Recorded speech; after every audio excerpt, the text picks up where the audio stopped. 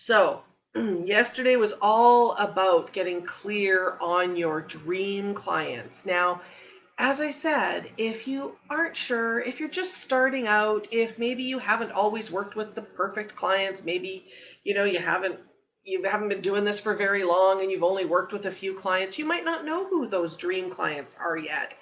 This is the time for you to close your eyes and dream.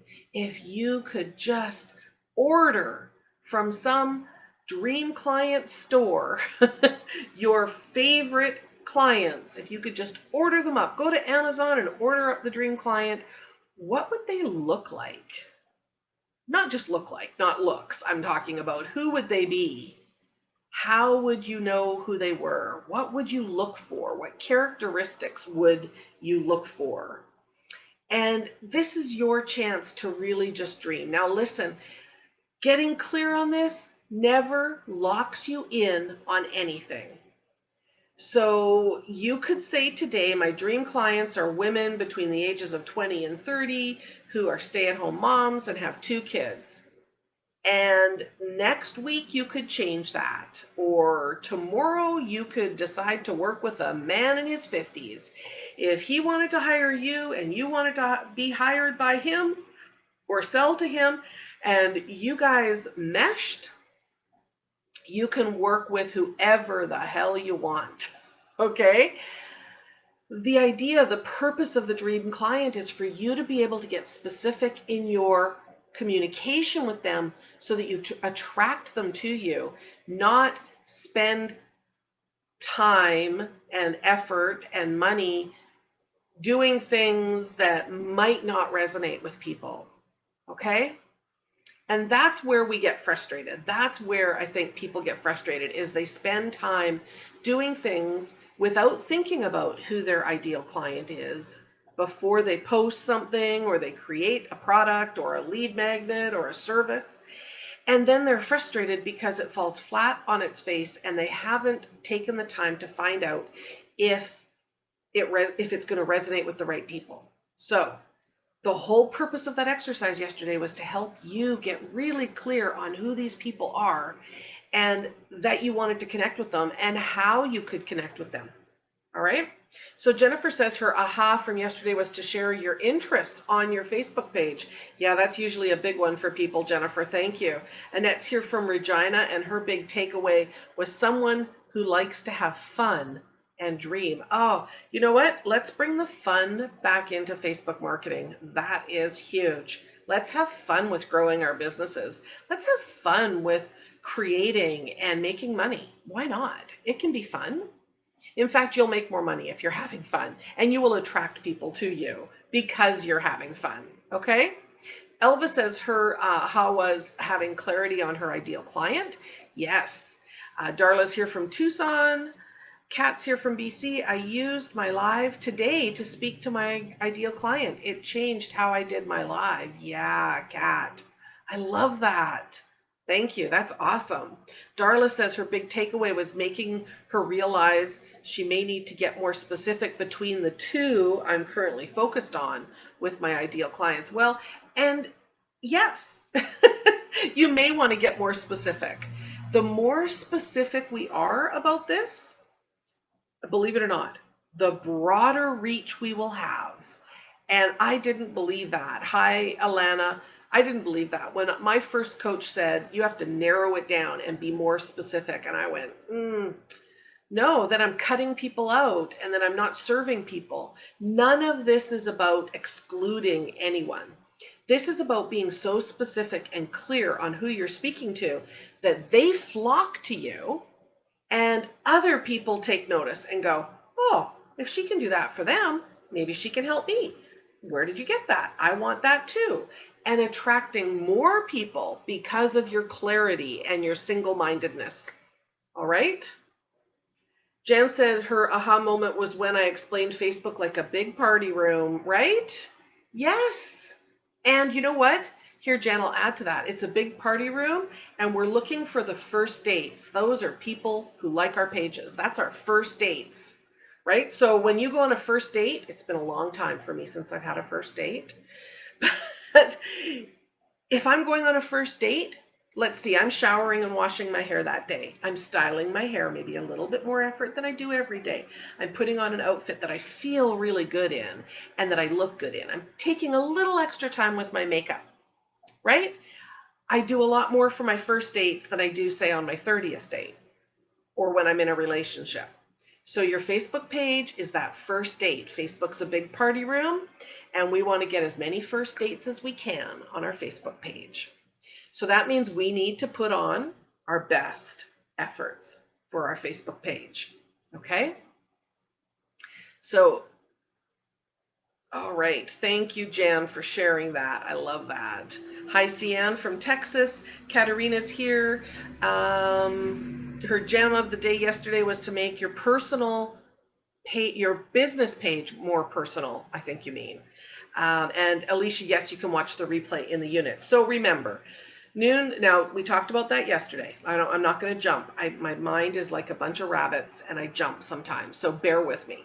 So we talked about this yesterday and it's so important, and this is ever evolving, and it never is about excluding people. You can always say yes to anybody who comes to you to work with them, even if they do not fit into that dream client mold. You get to choose.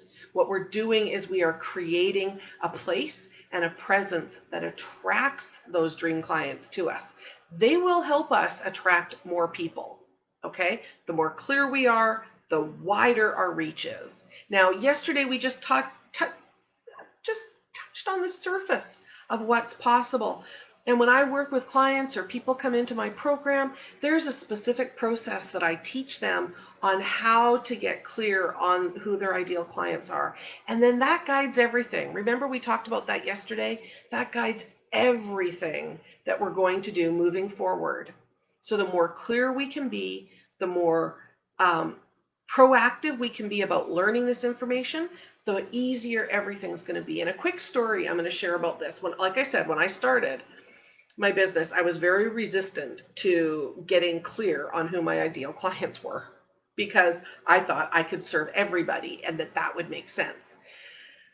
But really, the more general we are in our interaction on Facebook, in our Facebook Lives, or in our posts, the less people will even notice us. Because remember, we're in a room of 3 billion people. It's super busy. There's a lot of conversations going on. There's a lot of people running around going, and if we just look generic and unspecific, people will just bypass us to go and talk to somebody who is far more specific to them, right? They're going to look for the person who is specifically speaking towards them.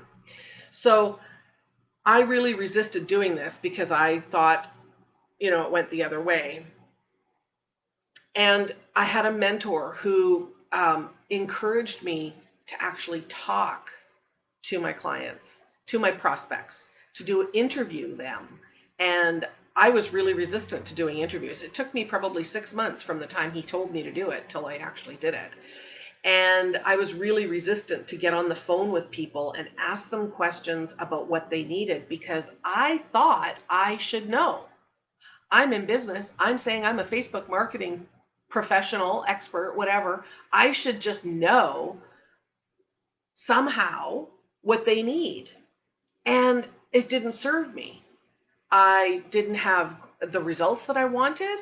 I didn't reach the people that I wanted. I didn't have the connections that I wanted. My freebies and my lead magnets did not bring the number of people into my email list that I thought they would. My, my programs and my offers didn't resonate with people, and I had a few people signing up, but not what I wanted in volume and numbers. And it was because I was trying to be all things to all people. And I was resistant to this process. And so finally, I started doing this process. Finally, I got over myself and realized I didn't need to know everything. I needed to ask, and that the best way for me to know what my ideal clients wanted was to talk to them. And so I started this process. I created this process of interviewing clients that I teach now to my private clients in my programs, that gives people a depth of understanding. Even people who've been through really intense certification programs around coaching, they do this process and go, wow, I learned so much about my community, about these people, about their specific needs, that it's changed everything in how I do my business. And once I started doing those interviews, I went from creating lead magnets that nobody wanted, because I thought everybody wanted them, but they all went, meh, not really that interesting, to creating lead magnets that now bring thousands of people into my email list, thousands of people into this group, and allows me to serve on a deeper level because they're based on what my community, my dream clients actually want. It's great market research to go through this interview process. And, it's so valuable to take the time to talk to people. Now, you'll talk to people who aren't your dream clients, and it'll help you know who they are as well. But it could also help you to figure out, maybe I'm going to have 2 dream clients, and I'm going to know more about that person. There's a real big need here that I want to serve. And so you're going to do that, maybe. Is this making sense to you guys? Joanne says, I shared something personal on my page and my interaction went straight up. Boom. That's it. People want to know you. And we don't let them know us on our business page usually, but I want you to start thinking of your business page as the first date. And if you went to the first date and didn't let anybody know you, would you have a second date? No, you got to have a second date. So congratulations, Joanne. That's fantastic. Darla says, I asked a question about that for this weekend's live in more detail about getting clear. Awesome. Okay, so you asked a question. It's in my list. Lori, I'm sure, has caught it, I hope, and she will make sure that I get that question answered for you on Sunday on our Facebook Live. This is the foundation of everything. So today, now that we have a little bit more clarity, and remember, this is a process that never ends. I still interview people. My business changes and morphs and adjusts, and people's needs change. So I still do my interview process with people to learn more about them. So it guides the growth of my business so that my business is not hit and miss. It's very specific to the needs of my dream clients, which allows me to serve more people than ever. All right, so this is the foundation. This is going to guide us on everything. Now, let's talk today a little bit about how, now that we know who those ideal clients are, how do we get them to see us? How do we get them to know us? That's our Facebook page. That is our page. All right, so it's our page's job to stand out in that room. It's the thing in the room, it's a little light above your head. It's a light bulb above your head, or it's a little sign above your head that makes people see you across the room and go, oh, I want to see that person. I'm going to work my way over there until I can go and see that person. They look really interesting. What's that red light above their head? I want to go there and know them. That's what your Facebook page is about. That's what we want your Facebook page to do on Facebook, is to attract people to you so that you don't have to go out and do the work to find everybody. They're coming to you. Who wants a magnet on their Facebook page? Type the word magnet if you're excited to learn how to make your page a magnet. I'd love to hear that, and I want to make sure that you're all still here. You've gotten quiet. So the word magnet is what I want to be seeing, okay? So have you got your workbook out? Page 2 of your workbook. If you still need your workbook, the link is right there for you in the post. You can go and sign up. If you've already signed up but you haven't gotten the workbook, let us know. Write the word workbook in the comments and we'll make sure to get you the workbook. But you may have gotten it. So if you got an email this morning that was reminding you about this Facebook Live today, there was a link in that email for you to download your workbook. So if you got the reminder emails, you got the workbook. So you just have to go to the email and download it. If you've definitely signed up and didn't get the workbook, then let us know. Type the word workbook in the comments and we will get it to you after I'm done here, okay? And I see a ton of people saying, yes, please make my Facebook page a magnet. Okay. So Facebook gives us so many bells and whistles, so many amazing things that we can do on our Facebook page to really attract people, to really help Facebook make our page visible to everybody who needs to know about it. There's so many things that we want to do. We want to do things like using some of our keywords from our Google efforts, from our website. We want to make sure that we're tying things together like that.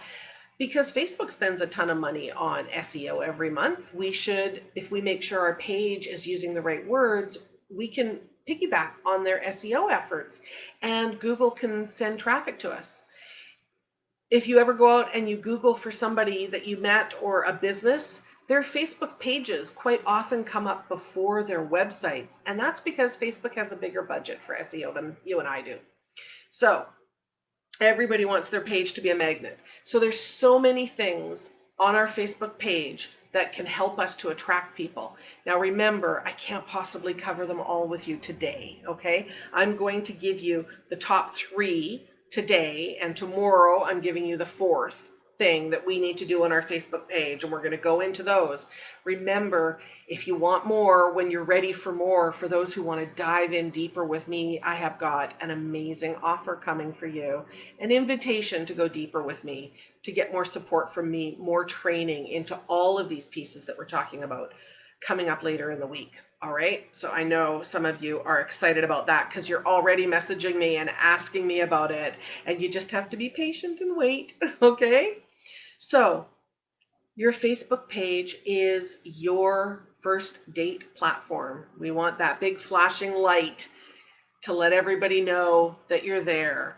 Now, your Facebook page name, this is part number 1 that we are working on. This is part number 1, your Facebook page name. Now, I want you to think about your name probably a little bit differently than you have in the past, because you have to think about what is your ideal client looking for. Okay, so there's a few ways that I want you to look at your page name.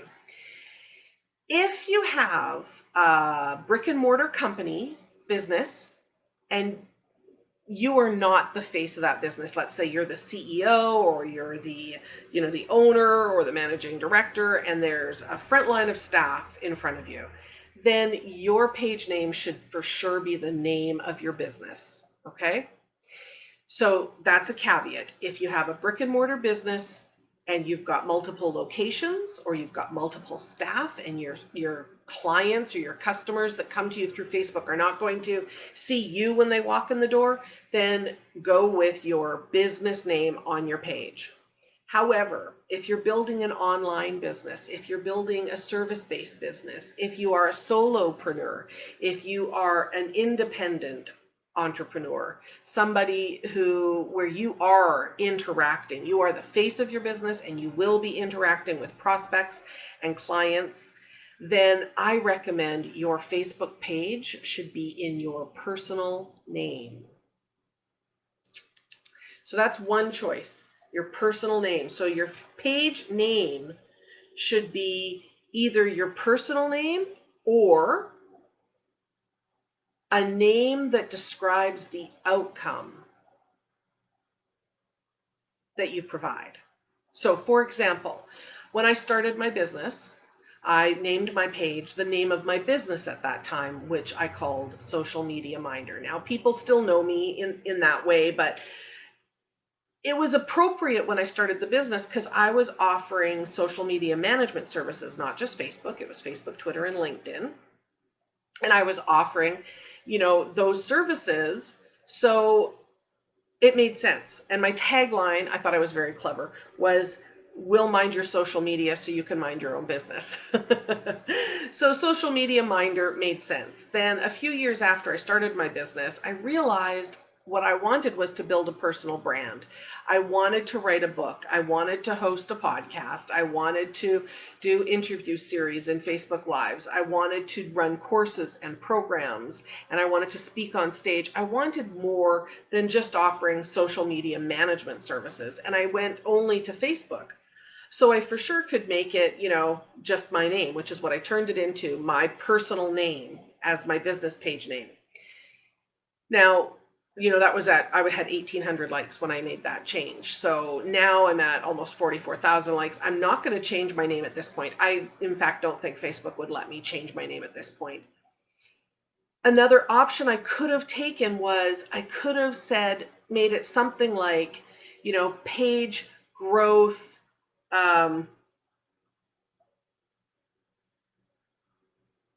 amazing page growth. I could call it like that because it speaks to the outcome that people get when they like my page. Now, I couldn't say Facebook page growth because Facebook won't let me use their name in my page names. I understand that, or my group names. I get that. So I could call it amazing page growth, pages and groups, or something like that. Amazing page growth, or page growth workshop. I could call it that. But because I'm already set with my personal name, that's what I'm going to stick with. Okay, so I want you to think about the name of your page and think about, does it represent you? Is it either a searchable term that people are going to use to find you, or is it your name that people are going to use to find you? So unless you fall into that category that I talked about where you have that, multi-locations, brick and mortar, multi-staff, those are the two things I want you to think about for your page names. Is it expressive of what people get when they see you? Amazing, beautiful skin, healthy living, joyful living. I'm thinking of some examples based on what I know of who's here. Those sorts of things. Healthy eating.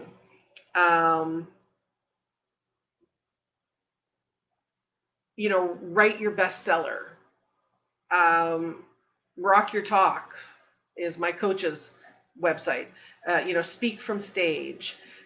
Speak and sell from the stage. Something, see how expressive that is? Those are things that people would be looking for in Google and on Facebook in search, and that would make your page stand out to them because it's speaking to them. Now, how do you know what that term should be? You go back to yesterday, knowing your ideal client, interviewing your ideal client, that process. So my page name should either be in my name or represent the outcome so that my ideal client knows who I am and what I do for them. All right? And then just write in your current page name here in the comments. I want to see what you guys have for your current page name. All right? Write that in the comments. I want to see. Elva's is Shorts Beauty Corner for Mary Kay Biz. So, Elva, just as an aside to this, for those of you in the direct sales business or network marketing, I would never recommend putting your company name on your Facebook page unless they require you to. If they require you to, you have to be compliant with them. But if they don't require you to, I would never do that. And here's why. I want to think of longevity. Okay? So let's say in 5 years I decide I'm not teaching Facebook marketing anymore. I'm writing a book and I'm going on a speaking circuit and I'm going to speak from stage and I'm going to run women's retreats. My Facebook page called Sherry Lee Wojcik will continue to work for me. I am not limited by the name of my page, no matter how my business changes. But if I put, my network marketing company's name in my page and you grow it, you get to a point, Facebook won't let you change it. Now what you're going to do, if you decide to change, you don't want to do that anymore and you're going to go to something else, you're going to have to start a new page. And I see building our Facebook pages as an investment into our future, into our sustainable business. And so I spent far too much time and money growing my page for me to abandon it to start a new page. So I see everybody putting their names in. Yay, yay, yay. I don't need any links, just the name of the page, please. So let me know what those are. I will have a look through later after. I'm not going to go through everybody's now. So your current page name. Now, you can change it. I want you to start thinking about it, though. You don't have to go change it right away. In fact, I wouldn't recommend you do that until you've gone through an interview process and spoken to your ideal clients and gone through that process of really getting clear on who your dream clients were so that you can make sure you do change it to something that's going to appeal to them. So the second place on your Facebook page that really will help you stand out and attract those people that you want to go on first dates with is your profile image. Now, this is that circle image, and when you post, it travels with all your posts, right? It lets people know your name of your page travels with your post, and the circle with your picture travels with the post. So you don't want to change this very often. You want it to be fairly consistent. And again, the same caveat, unless you are a brick and mortar business where you have multiple locations or multiple staff, you do not want to change up your profile image on your page very often. If you are a business that has multiple locations and multiple staff, then using your logo makes sense. Put your logo there, make sure it fits properly, make sure that it displays properly and that it looks nice, it's not blurry. Put your logo there. But if you are a solo business, a solo entrepreneur, coach, an author, any of those kind of individual businesses where people are going to connect with you, then use a good quality picture of yourself. Yeah, this means you need to be seen, okay? You know, the big brands, the big businesses can get away with using the logo, but really remember, we're building relationships with people. And we are wanting people to see our page and go, oh, I want to like that page. Now, does our logo speak to those people? It probably means a lot to us. I just went through a new logo branding process. My new logo, I love it. It means a lot to me. But very few people would see it and have brand recognition with it like we do with the big brands that are out there, right? They have brand recognition. Anybody sees their brands and they go, I mean, you just see the swoosh for Nike and you know exactly who it is. We probably will not ever build to that level of brand recognition. People want to know you. People want to see you. People want to connect with people on Facebook. People who like those big brand pages do so for different reasons than why they like our pages.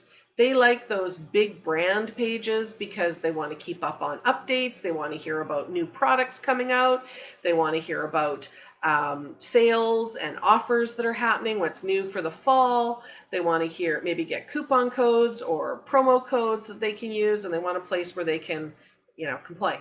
But they don't expect that they're talking to the CEO on those pages. They know it's a marketing department that they're talking to, right? We aren't that. And it doesn't really serve us to pretend that we're that, because we want to build relationships. We want people who know us, who recognize us, who are scrolling through their newsfeed and they see that circle and they recognize your picture and they go, oh, that's a post from Elva. I'm going to stop and look at that because I had fun with her yesterday. Now that thought process happens like that. So we've got to be recognizable.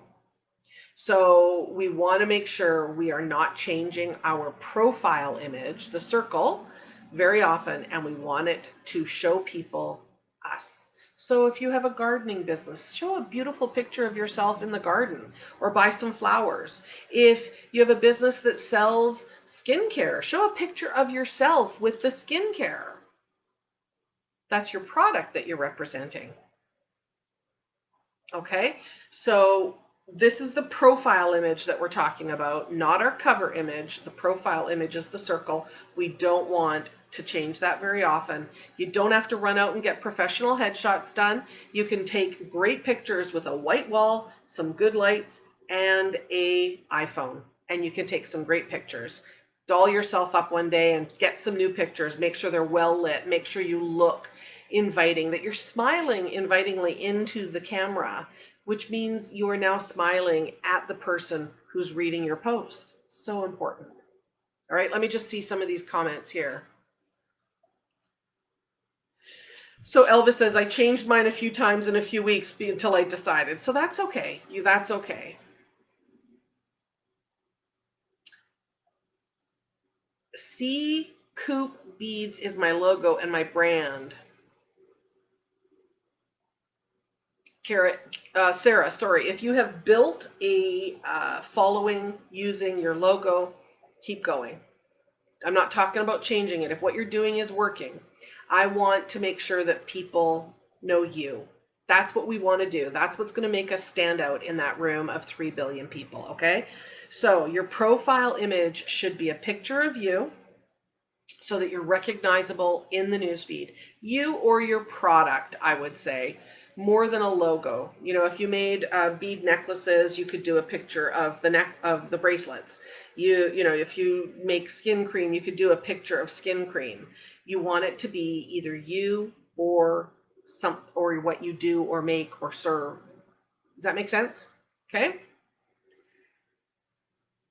And then the next piece we're going to talk about today is your cover image. Now, this is the big banner that's at the top of your page and probably one of the most underused pieces of real estate on Facebook.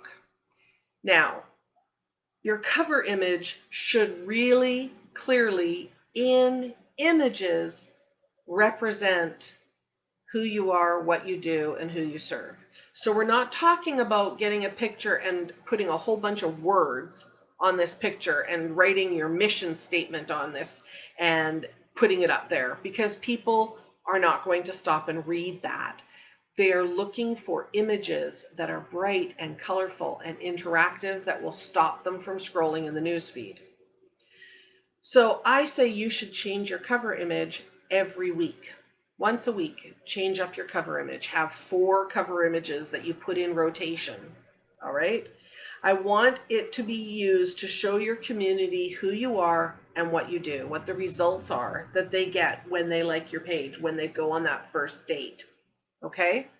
I want your cover image to really represent what you do. This is a big piece that I want you to really leverage. Now, you can change this up as often as you want. I want you to change it about once a week. I want you to change it so that people will notice it. Now, here's why, okay? When we change our cover image, it gets posted on our page as the cover image, but also as a post on our page, and it looks just like an image, any other image that we might post. But because we've made a change to our page structure, Facebook puts that post out to more people. So when you change your cover image, more people see it than if you just did a regular post. So you could have 4 generic posts or cover images that you can rotate through, and you just change them up. You can repeat them. You don't need new ones every single time. You can repeat them. People are gonna get more notification every single time you change your cover image. So let's take advantage of that. Facebook is going to help us reach more people simply by changing our cover image. All right. So it's so important that we're doing this. But again, we do not want a lot of words on the cover image. Remember, this party room is really loud, really busy, and people are scrolling through the newsfeed looking for something to stop them from scrolling by, looking for something to interact with, looking for something that stands out and breaks them out of that hypnotic space that they're in. That's what your cover image will do when it's changed up frequently and it's used properly. Now you can put a few words on it. If you go and look at mine, I think it still says the workshop. And click here to sign up. And I'm now using it as a call to action. I'm using it to interact with people. I'm using it to connect with more people. One of the best cover images that I've ever used was back in 2015. I took my kids to Mexico. First time any of us had ever been to Mexico. It was a celebration trip for me. I paid for it. It was the first trip I paid for on my own, really, since my marriage ended. My marriage ended disastrously, and my ex had left the country to ensure that he would not have to pay child support. Okay, that gives you an idea. And I had been struggling to support us up until that point, or pretty much till that point. And so things were going well. I took us to Mexico for a week. And, we were just having the total vacation experience, and we went on a tour of Mazatlan one day. And, I was wearing shorts and a t-shirt, and I hadn't done my hair or my makeup because we'd been swimming, and we were going to go swimming again the next day. We were in beach mode, right? And we stopped to look at on a mountain, to look out over the ocean at an island. And the driver said, "Here, let me take a picture of the three of you." So the three of us all cuddled up together and had a picture taken. And, in the background's this beautiful scenery. And he took it, and I looked at it, and I went, "Oh man, I look awful. I look terrible." But about a year later, it came up in my memories that I'd been to Mexico, and I was celebrating. I was thinking about how far I had come even in that year. And so I posted it as my cover image.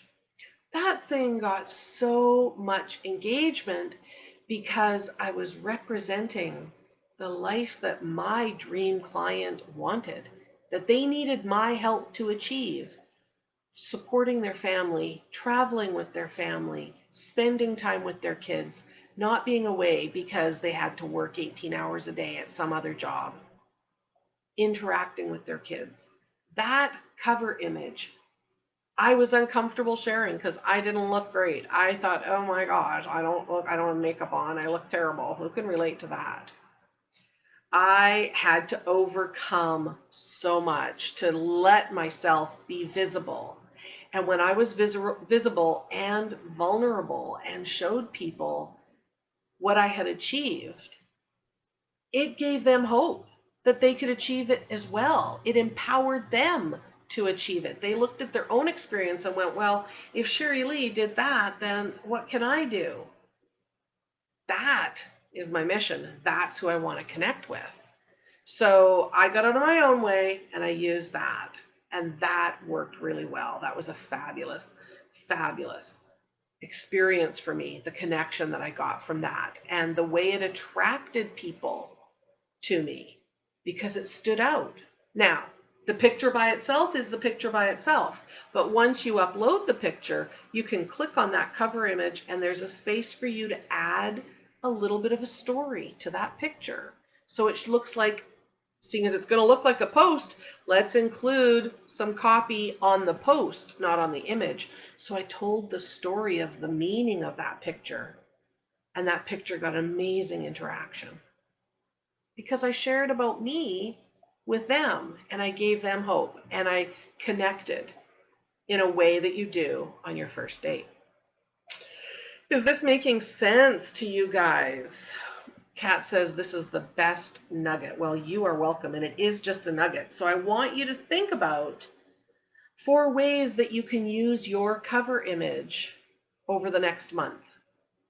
Could you take a picture of some of your product, some of the jewelry that you've made, some of the face cream that you make or that you sell? Could you share a before and after picture with that maybe a client has shared with you of their face from before and after with their skincare routine? Could you show, a picture of yourself speaking on stage and talk about how this was such a scary thing? This was the first time you'd ever spoken on stage. Nobody's looking for you to be perfect except for you. And when you let yourself stop looking for perfect, you will find connection. And that's what this is all about. So could you take a picture of, yourself and your kids riding your bikes? Could you just put up a positive message there? Because maybe somebody needs to hear a positive message from you. Could you, take a picture of yourself working with a client, or a picture of you speaking on stage, or a picture of you holding your book that you finished writing finally? Let the world see you. Facebook has brought together 3 billion people to see you, and this is one of the most powerful ways to do that. These 3 pieces will make your page so much more attractive to your prospects than just a standard business approach. This is about being personal and building connections with your community. Now there's more, right? Tomorrow we're going to be back and we're going to talk about highly engaging content and maximizing the visibility that you're building from having a magnetizing Facebook page. So tomorrow we go even deeper, and it goes even back even more to that understanding and knowing of who your ideal client is. Okay? It all starts there, but there's so much more. I'm giving you just the best pieces. So what I'd like you to do today, there's going to be a homework thread in just a few minutes, right? I don't remember what I asked in it. I'm pretty sure I asked about your cover images. I'd love to see you look through your images, look on, Google search for some images, look and see, change your cover image tonight and see what that does. See what happens. Remember, not everything you do is going to have that massive viral impact. Those are few and far between. I want you to, and I'm going to talk about this a little bit more tomorrow, but I want you to realize that you're going to do 90% of your marketing is not going to work the way you think it will. So you have to be willing to put stuff out that's not going to take off in order to find the things that will really resonate with your community. All right? Does that make sense? 90% of your marketing is not going to work the way you think it will. So free yourself up right now of that expectation that every post you make, every cover image you make is going to be amazing and resonate with everybody and that you're going to go viral. It may not happen. So look for the homework thread that's coming out soon. Upload a new cover image. Let me see what the cover images are. And play with it. Have some fun with it. Don't worry about whether it's right or wrong. There's no right or wrong here. There's the choice to be seen and to connect, or the choice to stay hidden. And it's your choice. Whichever you choose is totally fine too. All right. So these are the three main pieces on your page that are massively visible. Look at your profile image. Look at your name. Look at your cover image. What changes could you make? Are you comfortable with making? Know that there's way more to this than that. Those are just the three big pieces. And look at those things and let me know how you're going to change those, and ask yourself to be bold and show up for your community so that they can show up for you. Magnetize yourself and your page so that people will come to you, so that people will be attracted to you. Look for those first dates. Now, we're back tomorrow at noon. We're going to be talking about creating highly engaging content and really maximizing the visibility that today's session is going to get for you.